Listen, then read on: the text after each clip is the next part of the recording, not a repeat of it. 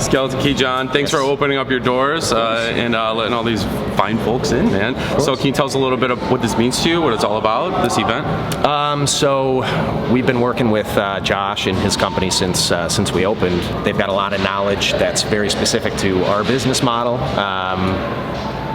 Have really just been super helpful for us, and after the first year they started doing this event, which is essentially number one, a reason for all of us in the business locally to get together and kind of hang out, have some beers, have some lunch together. But also they do this benchmarking stuff, which is just super useful because it's anonymous data, my data put up against anonymously against everybody else's, and we can kind of see just where we stack up versus each other. Molson Coors has been kind of widely rumored to be looking for a Midwest brewery. They found theirs in Atwater.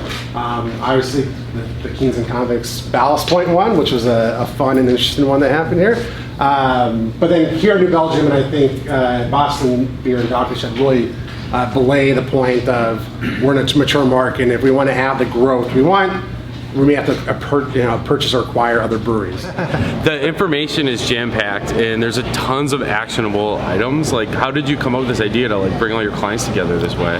Knowing that the brewing industry is really collaborative, to say like, all right, you guys talk to each other anyways, let's all get together, let's talk about the number. And the goal is not to be like, all right, you suck as a brewery, but like, how do we help you like get to where you need to go?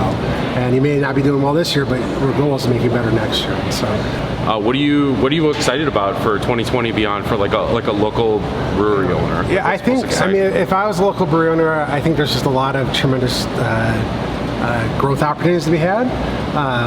There's a lot of breweries in Chicago. You think there's a lot of competition as a result there, but there's a lot of room to move. And I think if you're a brewery that really wants to grow and succeed, that you kind of start to make your moves this year. Okay, so we have Matt with Whiskey Hill. We have Fraser from Elmhurst Brewing. We're in the middle of the event. We're between speakers. So far, what do you think? What are your takeaways? Well, I'll be honest with you, it's awesome. What Josh and the team does over there is unbelievable. I have some other businesses, and every time I come to one of these, I'm blown away. I mean, they really know the industry super well, and I'm not just plugging. I'm not plugging you guys, but they put up with a lot of my unorganization. They put me right back on path, which I think is so important in the business because there's a lot of moving parts, a lot of things going on. Yeah, it's fantastic. I mean, it's just like the industry as a whole. We're so tight. It's great. We don't feel competitive. I mean, you run into people here and you're high-fiving and having a great time talking.